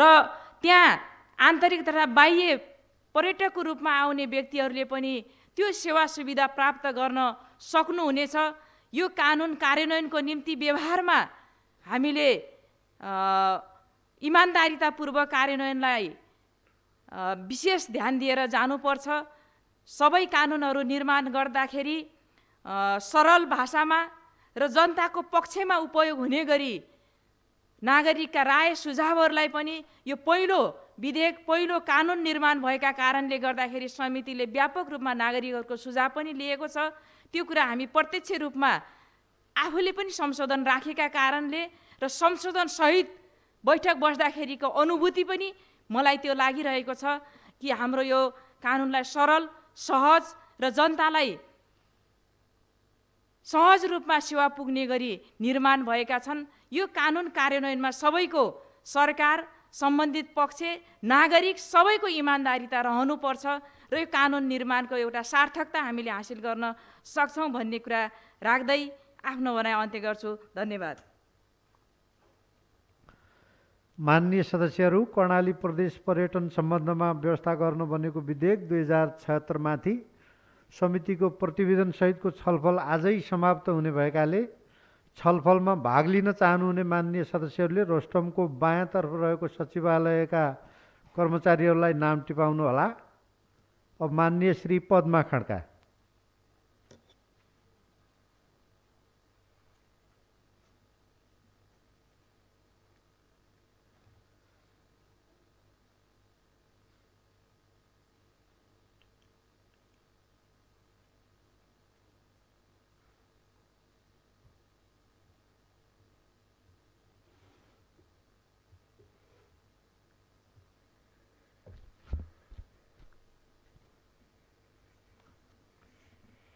सभामुखज्यू, कर्णाली प्रदेश पर्यटन सम्बन्धमा व्यवस्था गर्न बनेको विधेयक संशोधन पश्चात समितिमा व्यापक रूपमा छलफल भई सभामा समितिबाट प्रतिवेदन तयार भई प्रस्तुत भइसकेको छ र सर्वप्रथम मैले कर्णाली प्रदेश एउटा यस्तो प्रदेश हो जहाँ पर्यटन व्यवसायबाट यो कर्णालीको आर्थिक राजस्व बढ्ने सम्भावना हामीले देखिरहेका छौँ, जुन सपना देखिरहेका थियौँ र त्यो उद्देश्य अनुरूप यो विधेयक अलि समयमै हामीले कार्यान्वयनमा जान्छ, कानुन निर्माण भएर कार्यान्वयनमा जान्छ भन्ने जुन आशा लिएका थियौँ त्यो समयमा हामीले गर्न सकेनौँ। संसद चलेन, संसद नचल्दा समितिको प्रतिवेदन समितिमा व्यापक छलफल भएर पनि यो अगाडि बढ्न सकेन। यो एउटा दुःखको कुरा हो र मैले यति हुँदा पनि यो विधेयकलाई असाध्यै महत्त्वका साथ ठानेर हामी जनप्रतिनिधिले सरकारले ओनरसिप गरेर ल्याइसकेको विधेयकमा केही त्यस्ता छुटेका विषयवस्तुहरू, दोहोरिएका विषयवस्तुहरू र भाषागत त्रुटिहरू यी सबै विषयलाई हेर्दै म पनि त्यहाँ एउटा संशोधनकर्ताको एउटा सदस्यको हिसाबले र धेरैभन्दा धेरै विषयवस्तुहरूलाई कानुनमा झन्झटिलो नहुने गरी र कानुनका विभिन्न दफाहरू दोहोरिएर फेरि नागरिकलाई शास्ति नहुने गरी र कानुनमा लेखिएका कुराहरू जसले फेरि अर्को अर्थ नलाग्ने गरी व्यापक रूपमा हामीले संशोधन गरेर र ती संशोधनका बुँदाहरूलाई दफावार छलफल गरी र सरकारका मन्त्रीलाई पनि त्यो छलफलमा समावेश गराई र विभिन्न दफाहरू, केही दफाहरू झिकिएका छन् र केही दफाहरू राखिएका छन् र ती राखिएका र ती सुव्यवस्थित बनाइएका कानुन त्यो विधेयकलाई पूर्ण रूप दिँदै आज हामी यहाँ संसदमा छलफल गरिरहेका छौँ। ल जो यो हामीले विधेयकलाई यहाँ आज निर्यात हामीले अगाडि बढ्दैछ र यो विधेयकले अहिलेसम्म चलिरहेको हाम्रो कर्णालीको पर्यटन व्यवसाय जुन गतिमा चलिरहेको छ, जुन गतिमा जानुपर्ने थियो र यसले यो कानुन निर्माण भइसकेपछि एउटा कानुनत हिसाबले अगाडि बढ्यो भने पक्कै पनि यहाँ रहेका साना ती उद्योग जुन पर्यटन व्यवसायहरूले वैधानिक रूपले आफ्ना व्यवसायलाई अगाडि बढाउन सक्ने र वैधानिक रूपले राजस्व सङ्कलन हुने र यो कर्णाली प्रदेश सरकारलाई आर्थिक पक्षमा केही सुधार हुने एउटा अवसरको रूपमा पनि हामीले हेरिरहेका छौँ। र मलाई लाग्छ पर्यटनको धेरै सम्भावना बोकेको यो कर्णाली, तर पनि हामीले के गरिरहेका छौँ भने विधेयकहरू ल्याउँदा सङ्घीय सरकारका विधेयकहरूलाई कपी पेस्ट गर्ने र केही भाषागत कुराहरू जम्मै सङ्घीय सरकारका विधेयकहरूसँग मेल खाने यस्तो खालको चाहिँ जुन विधेयकमाथि दफाहरू छलफलमा हामीले देखेका छौँ, यसलाई पनि घनीभूत रूपमा जनप्रतिनिधि हामी सबै संशोधनकर्ताहरूको छलफलमा ती विषयहरू सच्याइएका छन्। यी सच्याइएका विषयहरूले पनि पक्कै पनि यहाँ कर्णालीका सबै जनताले सरल रूपमा, सहज रूपमा र आफूले गर्न लागेका, आफूले चाहिँ योजना बनाएर अगाडि बढेका व्यवसायहरूलाई यो कानुनले काहीँ पनि त्यस्तो बाधा पुग्ने छैन भन्ने हामीले विश्वास पनि लिएका छौँ। र यसैमा मैले दफाहरूमा छलफल गर्दै जाँदा जस्तो ट्राभल एजेन्सीहरूलाई कुनै पनि एउटा म्याद नराखिकन, मलाई स्मरण छ कुनै पनि म्याद समय सीमा नराखिकन दर्ता नवीकरणका जुन प्रावधानहरू छन् र व्यापक छलफल गर्दा संशोधन पनि त्यसैमा छ। कम्तीमा पनि हामीले समय सीमा तोक्नुपर्छ। त्यो समय सीमा तोक्यो भने र सहज रूपले र कर्णालीलाई नै फाइदा पुग्ने खालका त्यस्ता ट्राभल एजेन्सीहरूले आफ्नो विधिवत रूपमा प्रक्रिया पुरा गरेर आउनेछन्, ताकि यिनीहरूले दर्ताका नाममा दर्ता मात्रै गरेर यो कर्णालीको नाम मात्रै बेच्ने खालका ट्राभल एजेन्सीहरू यो प्रक्रिया पुरा गर्ने एउटा विधि बनाइएन भने तिनीहरू नामका लागि मात्रै दर्ता हुनेछन् भन्ने एउटा खालको चाहिँ बुझाइ सबैमा भयो र सबैले त्यो खालको एउटा ओनरसिप हामी सबै संशोधनकर्ता र सम्बन्धित मन्त्रालयको मन्त्रीज्यू होइन, सचिवज्यूहरू, विज्ञहरूको राय सल्लाहले त्यस्ता खालका बुदाहरूलाई पनि हामीले संशोधन मार्फत जस निष्कर्षमा पुर्याएर त्यसले एउटा राम्रो सन्देश र सहज रूपमा चाहिँ अगाडि बढ्नका लागि पनि त्यसले एउटा महत्त्वपूर्ण बाटो लिन्छ होला भन्ने मलाई लागेको छ। र यसै क्रममा मलाई लागेको छ जस्तो दफाहरूमा हरेक दफामा हामीले जोडिएका र दोहोरिएका विषयहरू, जस्तो हामीले नागरिकहरूलाई जो शब्दले शब्द नै हामीले त्यो भन्न नमिल्ने त्यो खालको एउटा चाहिँ कानुनी रूपमा भाषा प्रयोग गर्न नमिल्ने त्यस्ता खालका शब्दहरू पनि छन्। ती शब्दहरूलाई पनि हामीले सच्याएर छलफल गरेर अगाडि बढेको अवस्था छ। र अन्तमा मैले यो कर्णाली प्रदेशको पर्यटन विधेयकले ढिलै भए पनि आज यो पर्यटन विधेयक अगाडि बढेको छ। यो पर्यटन विधेयकसँगै यो भित्र जुन लेखिएका कुराहरू कानुनगत रूपमा व्यावहारिक रूपमा कार्यान्वयन हुनका लागि सबै नागरिकदेखि सबै जनप्रतिनिधिले सर्वपक्षीय रूपमा यसले पालना गरेर अगाडि बढ्यो भने कर्णालीको पर्यटन व्यवसायलाई एकदमै तीव्र गतिमा हामीले अगाडि बढाउन सक्यौँ भने मात्र कर्णालीको हाम्रो राजस्वको दर पनि वृद्धि गर्न यसले ठुलो टेवा पुर्याउँछ भन्ने कुरा राख्न चाहन्छु। धन्यवाद।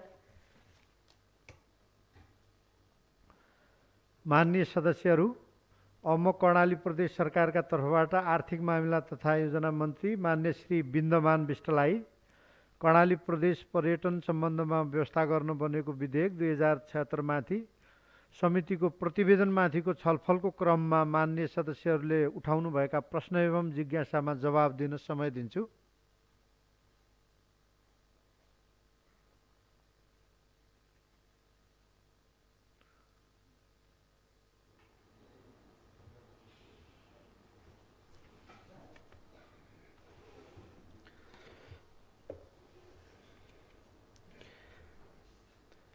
माननीय सभामुख महोदय, कर्णाली प्रदेश पर्यटन सम्बन्धमा व्यवस्था गर्न बनेको विधेयक 2076 यो सम्मानित सदनमा टेबल भई संशोधन प्राप्त भएपछि समितिमा गएर व्यापक छलफल र त्यो छलफल मार्फत संशोधनकर्ता मान्य सदस्यहरू, समितिका मान्य सदस्यहरू, त्यसपछि विषयविज्ञहरू सहितको सहभागितामा छलफल गरेर यो विधेयकलाई अझ थप व्यवस्थित कसरी गर्न सकिन्छ भन्ने विषयमा घनीभूत छलफल गरेर एउटा साझा निष्कर्षमा पुगेको अवस्था छ। प्रतिवेदनले त्यही बोलेको छ। पर्यटन हाम्रो कर्णालीको लागि महत्त्वको विषय हो। हाम्रो प्रदेशलाई आर्थिक रूपमा आत्मनिर्भर बनाउनको लागि, यहाँका जनताको जीवनस्तरमा परिवर्तन गर्नको लागि हामीले राखेको उद्देश्य समृद्ध कर्णाली, सुखारी कर्णालीवासी भन्ने जो हामीले नारा दिएका छौँ, त्यो नारालाई एचिभ गर्नको लागि कर्णालीको पर्यटन एउटा महत्त्वपूर्ण क्षेत्र हो। यो क्षेत्रलाई व्यवस्थित नगरिकन हामीले हाम्रो समृद्धिको यात्रा, हाम्रो आत्मनिर्भरताको यात्रालाई अगाडि बढाउन सकिँदैन भन्ने कुराप्रति कर्णाली प्रदेश सरकार प्रतिबद्ध छ। त्यो महत्त्वका साथ यो विधेयक यो सम्मानित सदनमा प्रस्तुत भयो र छलफल गर्दै आज हामी प्रतिवेदन पेश गरेर यसको निष्कर्ष दिन जाने प्रक्रियामा छौँ। म कर्णाली प्रदेश सरकारको तर्फबाट यो प्रक्रियामा सहभागी हुने, संशोधनको प्रक्रियामा, त्यसपछि छलफल बहसको प्रक्रियामा र समितिले जो बडो मेहनतका साथ साझा निष्कर्षमा पुग्ने एउटा मेहनत गर्यो, यो प्रक्रियामा बडो मेहनत गर्ने मान्य सदस्यज्यूहरू, समितिका मान्य अध्यक्षज्यू लगायत सम्पूर्ण सदस्यज्यूहरू र त्यसपछि विषयविज्ञहरू जे मेहनतका साथ छलफल गर्नुभयो उहाँहरूप्रति हार्दिक आभार व्यक्त गर्न चाहन्छु। र अहिले प्रतिवेदनमाथिको छलफलको क्रममा यहाँ आफ्ना धारणाहरू राख्नुहुने मान्य सदस्यहरूलाई हार्दिक आभार व्यक्त गर्न चाहन्छु, धन्यवाद दिन चाहन्छु। विषय जति संशोधनको क्रममा विषयहरू उठेका थिए ती सबै विषयहरूलाई सरकारको तर्फबाट, सरकारको मन्त्रालयको तर्फबाट पनि त्यसलाई स्वीकारेर एकीकृत धारणा बनाएर यहाँ आइसकेको अवस्थामा अब त्यस्तो धेरै जवाब दिनुपर्ने विषय छैन। प्रश्न यति मात्रै छ कि कानुन बनिसकेपछि यसको कार्यान्वयनको प्रक्रियामा हामी कसरी व्यवस्थित गरेर जान सक्छौँ भन्ने प्रश्नहरू यहाँ उठेका छन्। म यो सम्मानित सदनलाई मान्य सभामुख मार्फत के विश्वास दिलाउन चाहन्छु त भन्दाखेरि कर्णाली प्रदेश सरकार निर्माण भएका कानुनहरू, जनप्रतिनिधिमूलक संस्थाले सम्मानित सदनले निर्माण गरेका कानुनहरू जो कर्णालीका जनताको भाग्य र भविष्यसँग यसको सम्बन्ध जोडिएको छ, यी कानुनहरूलाई कार्यान्वयन गर्नमा कर्णाली प्रदेश सरकार प्रतिबद्ध भएको कुरा यहाँ म व्यक्त गर्न चाहन्छु र आफ्नो भनाइ अन्त्य गर्न चाहन्छु। धन्यवाद। माननीय सदस्यहरू, कर्णाली प्रदेश सरकारका तर्फबाट आर्थिक मामिला तथा योजना मन्त्री माननीय श्री बिन्दमान बिष्टले सभामा पेश गर्नुभएको कर्णाली प्रदेश पर्यटन सम्बन्धमा व्यवस्था गर्न बनेको विधेयक 2076 माथि समितिको प्रतिवेदनसहित विधेयकमाथिको छलफल समाप्त भएको जानकारी गराउँछु।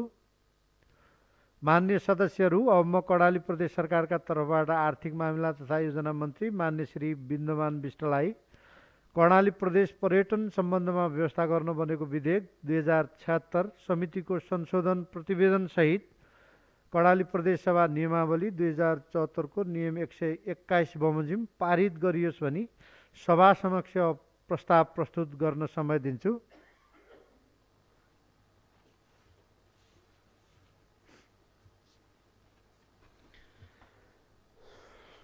माननीय सभामुखज्यूको अनुमतिले कर्णाली प्रदेश पर्यटन सम्बन्धमा व्यवस्था गर्न बनेको विधेयक 2076 माथि प्रदेश सभामा छलफल भइसकेकोले अर्थ तथा प्राकृतिक स्रोत समितिको प्रतिवेदनमा उल्लेख भएका संशोधन प्रस्ताव यो विधेयकको अभिन्न अङ्ग हुने गरी समग्र विधेयक कर्णाली प्रदेश सभा नियमावली 2074 को नियम 121 बमोजिम यस सभाबाट पारित गरियोस् भनी प्रस्ताव गर्दछु। माननीय सदस्यहरू, अब म कर्णाली प्रदेश सरकारका तर्फबाट आर्थिक मामिला तथा योजना मन्त्री माननीय श्री बिन्दमान बिष्टले प्रस्तुत गर्नुभएको कर्णाली प्रदेश पर्यटन सम्बन्धमा व्यवस्था गर्न बनेको विधेयक 2076 लाई समितिको संशोधन प्रतिवेदनसहित समग्र विधेयक पारित गरियोस् भन्ने प्रस्ताव निर्णयार्थ प्रस्तुत गर्दछु। यो प्रस्तावको पक्षमा हुने माननीय सदस्यहरूले हुन्छ भन्नुहोला। यो प्रस्तावको विपक्षमा हुने माननीय सदस्यहरूले हुन्न भन्नुहोला। यो प्रस्तावको पक्षमा हुने माननीय सदस्यहरूले हुन्छ भन्नुहोस्। यो प्रस्तावको विपक्षमा हुने माननीय सदस्यहरूले हुन्न भन्नुहोस्। हुन्न भन्ने आवाज सुनिएन, तसर्थ कर्णाली प्रदेश पर्यटन सम्बन्धमा व्यवस्था गर्न बनेको विधेयक 2076 अर्थ तथा प्राकृतिक स्रोत समितिको प्रतिवेदनमा उल्लेख भएका संशोधनको प्रस्ताव विधेयकको अभिन्न अङ्ग हुने गरी समग्र विधेयक पारित गरियोस् भन्ने प्रस्ताव सर्वसम्मतिले पारित भएको घोषणा गर्दछु।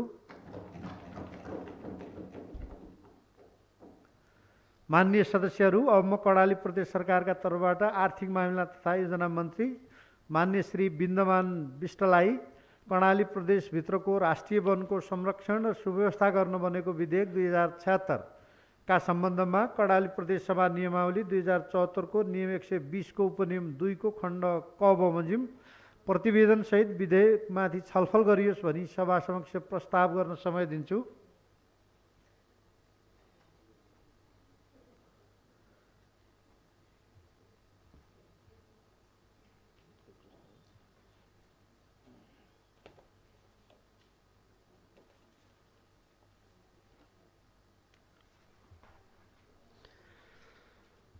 माननीय सभामुखज्यूको अनुमतिले सम्मानित सभामा प्रदेश सरकारका तर्फबाट पेश भएको कर्णाली प्रदेशभित्रको राष्ट्रिय वनको संरक्षण र सुव्यवस्था गर्न बनेको विधेयक 2076 प्रदेश सभाको बैठकबाट विषयगत समितिमा पठाउने निर्णय भएको र अर्थ तथा प्राकृतिक स्रोत समितिमा छलफल भई सभामा प्राप्त भएकोले कर्णाली प्रदेश सभा नियमावली 2074 को नियम 120 को उपनियम 2 को खण्ड क बमोजिम प्रतिवेदनसहित विधेयकमाथि सभामा छलफल गरियोस् भनी प्रस्ताव गर्दछु।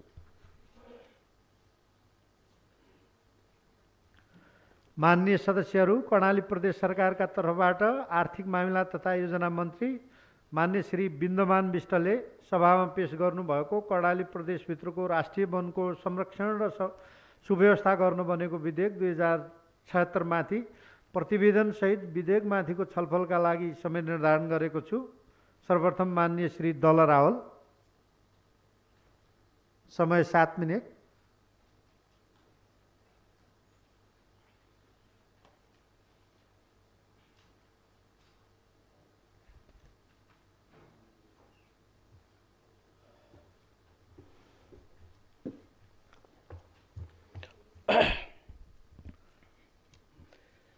माननीय सभामुख महोदय, प्रदेश सरकारबाट पेश भएर छलफल भएर आज अन्तिम अनुमोदनका लागि चाहिँ यो विधेयकमा हामी छलफल गर्दैछौँ। कर्णाली प्रदेशभित्रको राष्ट्रिय वनको संरक्षण तथा व्यवस्थापन गर्न बनेको विधेयकमाथिको छलफल गरिरहँदा वन क्षेत्र आफैमा अत्यन्तै महत्त्वपूर्ण क्षेत्र हो।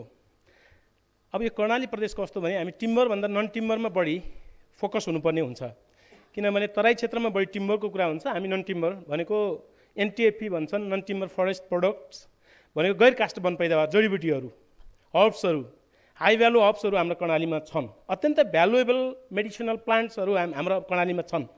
यसको व्यवस्थापन कसरी गर्ने होला भन्ने कुरा अलिकति विधेयकमा अलिकति व्यवस्थित गर्नुपर्ने थियो।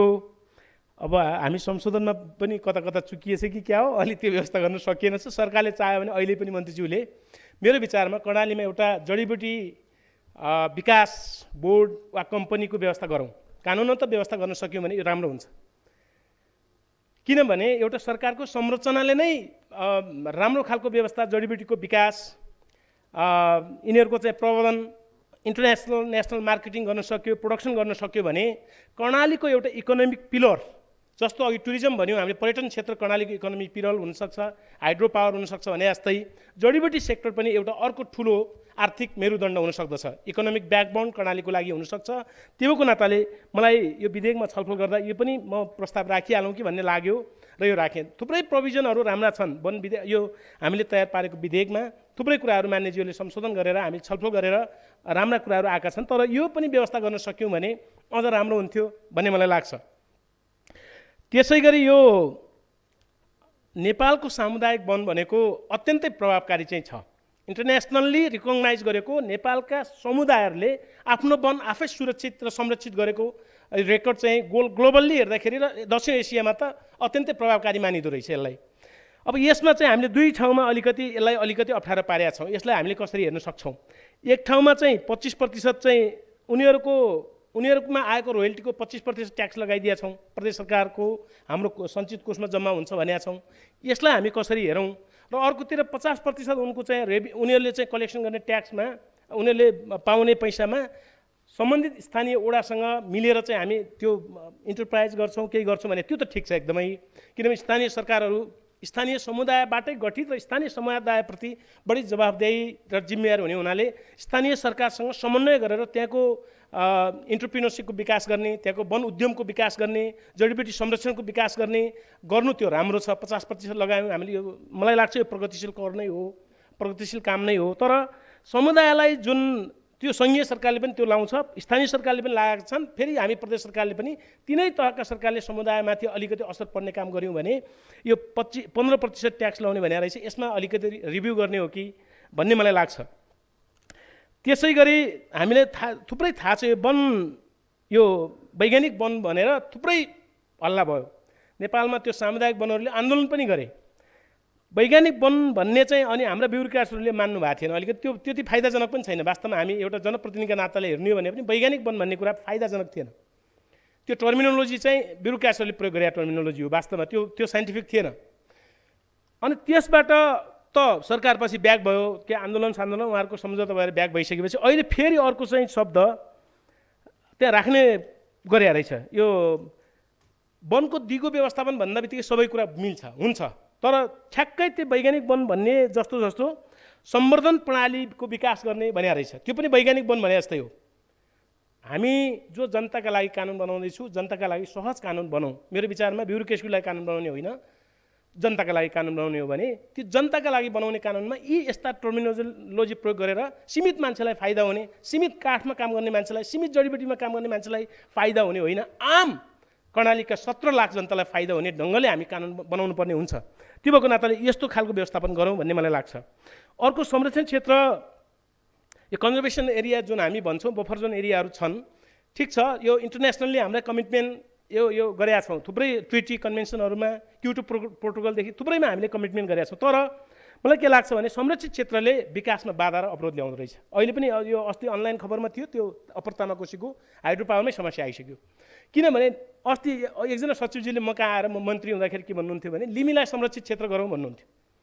मैले त्यो त्यति साइन्टिफिक हुँदैन भने, किनभने लिमी एउटा उदाहरण दिन खोजेको, हुम्लाको लिमी भनेको त्यहाँका समुदाय, त्यहाँका लामाले आफै पनि अत्यन्त राम्रो संरक्षित गर्नुभएको छ भने सरकारी अर्को संरक्षित क्षेत्र जानु जरुरी छैन।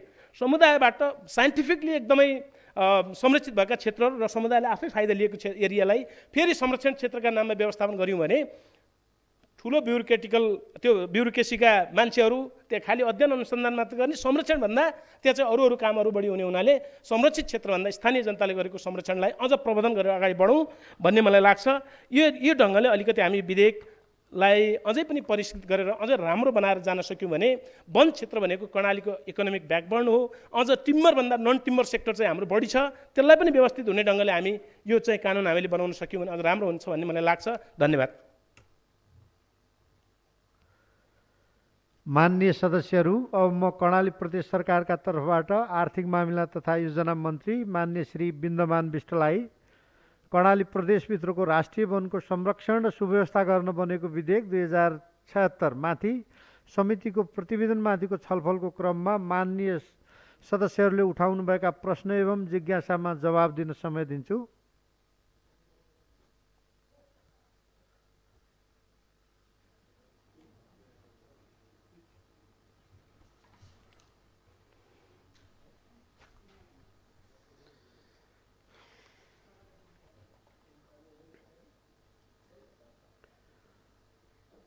माननीय सभामुख महोदय, कर्णाली प्रदेशभित्रको राष्ट्रिय वनको संरक्षण र सुव्यवस्था गर्न बनेको विधेयक 2076 सदनमा टेबल भएर समितिमा गएर व्यापक छलफलपछि आज हामी एउटा निष्कर्षमा पुग्ने चरणमा प्रवेश गरेका छौँ।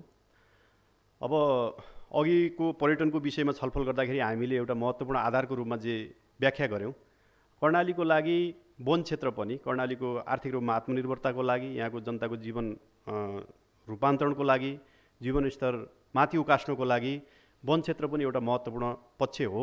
यस कारणले गर्दाखेरि यसको महत्त्वलाई यही रूपमा ग्रहण गरेर कर्णाली प्रदेश सरकारले योसँग सम्बन्धित तमाम कामहरूलाई व्यवस्थित गर्नको लागि यो विधेयक तयार गरेर हामी गम्भीरतापूर्वक छलफल गरेर एउटा निष्कर्षमा पुग्दैछौँ।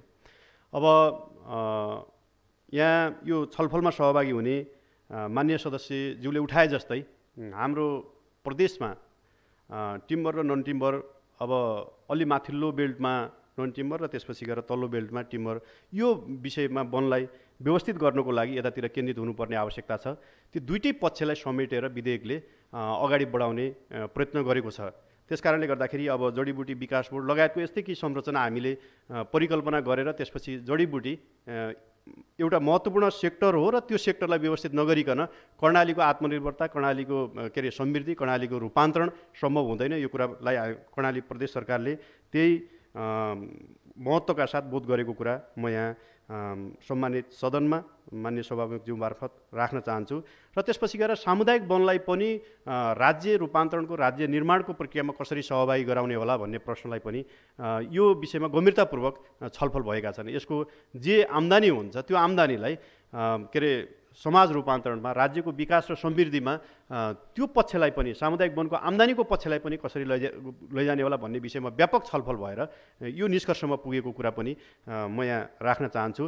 र कतिपय अस्पष्ट कुराहरू जति छन्, अझै व्यवस्थित गर्नुपर्ने कुराहरू तमाम खालका छन्, ती विषयहरूलाई आगामी दिनमा हामी यो ऐन बनिसकेपछि त्यो भित्र रहेर विभिन्न निर्देशिकाहरू बनाएर त्यसपछि गएर यसका कार्यविधिहरू बनाएर अझ यसलाई थप व्यवस्थित गरेर अगाडि बढ्नुपर्ने आवश्यकता छ।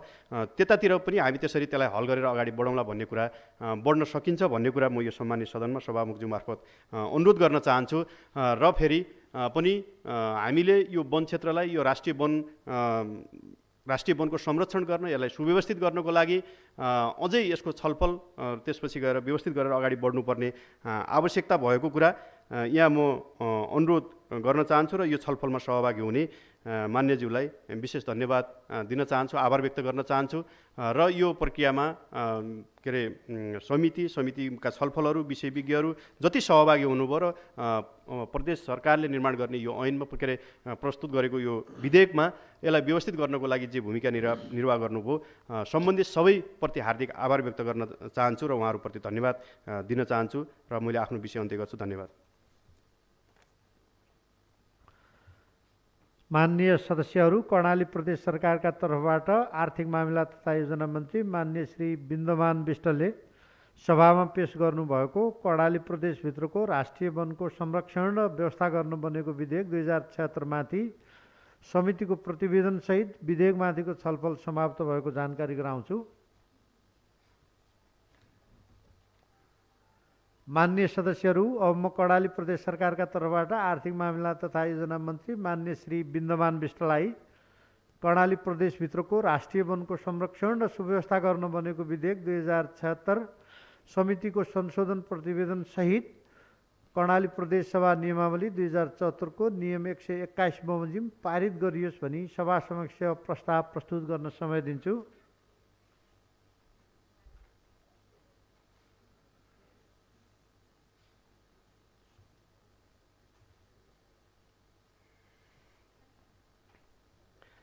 माननीय सभामुखज्यूको अनुमतिले कर्णाली प्रदेशभित्रको राष्ट्रिय वनको संरक्षण र सुव्यवस्था गर्न बनेको विधेयक 2076 माथि प्रदेश सभामा छलफल भइसकेकोले अर्थ तथा प्राकृतिक स्रोत समितिको प्रतिवेदनमा उल्लेख भएका संशोधन प्रस्ताव यो विधेयकको अभिन्न अङ्ग हुने गरी समग्र विधेयक कर्णाली प्रदेश सभा नियमावली 2074 को नियम 121 बमोजिम यस सभाबाट पारित गरियोस् भनी प्रस्ताव गर्दछु। माननीय सदस्यहरू, अब म कर्णाली प्रदेश सरकारका तर्फबाट आर्थिक मामिला तथा योजना मन्त्री माननीय श्री बिन्दमान बिष्टले प्रस्तुत गर्नुभएको कर्णाली प्रदेशभित्रको राष्ट्रिय वनको संरक्षण र सुव्यवस्था गर्न बनेको विधेयक 2076 लाई समितिको संशोधन प्रतिवेदन सहित समग्र विधेयक पारित गरियोस् भन्ने प्रस्ताव निर्णयार्थ प्रस्तुत गर्दछु। यो प्रस्तावको पक्षमा हुने माननीय सदस्यहरूले हुन्छ भन्नुहोला। यो प्रस्तावको विपक्षमा हुने माननीय सदस्यहरूले हुन्न भन्नुहोला। यो प्रस्तावको पक्षमा हुने माननीय सदस्यहरूले हुन्छ भन्नुहोस्। यो प्रस्तावको विपक्षमा हुने माननीय सदस्यहरूले हुन्न भन्नुहोस्। हुन्न भन्ने आवाज सुनिएन, तसर्थ कर्णाली प्रदेशभित्रको राष्ट्रिय वनको संरक्षण र सुव्यवस्था गर्न बनेको विधेयक 2076 अर्थ तथा प्राकृतिक स्रोत समितिको प्रतिवेदनमा उल्लेख भएका संशोधनको प्रस्ताव विधेयकको अभिन्न अङ्ग हुने गरी समग्र विधेयक पारित गरियोस् भन्ने प्रस्ताव सर्वसम्मतिले पारित भएको घोषणा गर्दछु। माननीय सदस्यहरू, अब म कर्णाली प्रदेश सभा नियमावली 2074 को दोस्रो संशोधनका लागि समिति गठन गर्न र सो समितिमा रहनुहुने माननीय सदस्यहरूको नामसहितको प्रस्ताव सभा समक्ष राख्न माननीय श्री गुलाबजङ शाहलाई अनुमति दिन्छु।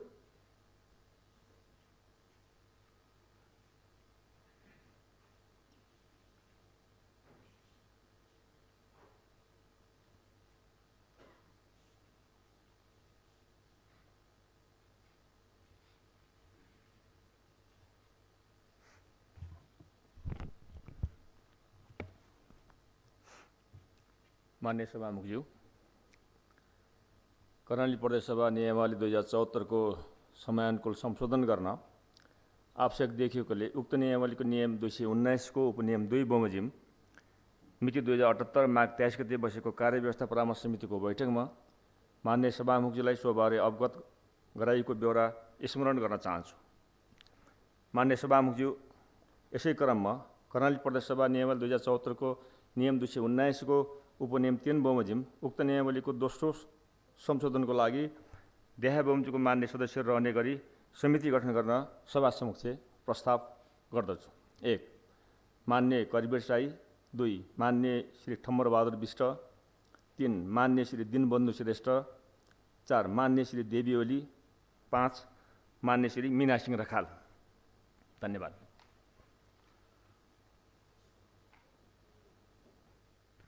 माननीय सदस्यहरू, अब म कर्णाली प्रदेश सभा नियमावली 2074 को दोस्रो संशोधनका लागि कर्णाली प्रदेश सभा नियमावली 2074 को नियम 219 को उपनियम 3 बमोजिम माननीय श्री गुलाबजङ शाहले सभा समक्ष राख्नुभएको उक्त प्रस्ताव अनुमोदनका लागि निर्णयार्थ प्रस्तुत गर्दछु। यो प्रस्तावको पक्षमा हुने माननीय सदस्यहरूले हुन्छ भन्नुहोला। यो प्रस्तावको विपक्षमा हुने माननीय सदस्यहरूले हुन्न भन्नुहोला। यो प्रस्तावको पक्षमा हुने माननीय सदस्यहरूले हुन्छ भन्नुहोस्। यो प्रस्तावको विपक्षमा हुने माननीय सदस्यहरूले हुन्न भन्नुहोस्। हुन्न भन्ने आवाज सुनिएन, तसर्थ कर्णाली प्रदेश सभा नियमावली 2074 को दोस्रो संशोधनका लागि समिति गठन गरियोस् भन्ने उक्त प्रस्ताव सर्वसम्मतिले पारित भएको घोषणा गर्दछु। माननीय सदस्यहरू, अब यो बैठक 2078 साल माघ 25 गते मङ्गलबार दिनको 1 बजेसम्मको लागि स्थगित हुन्छ।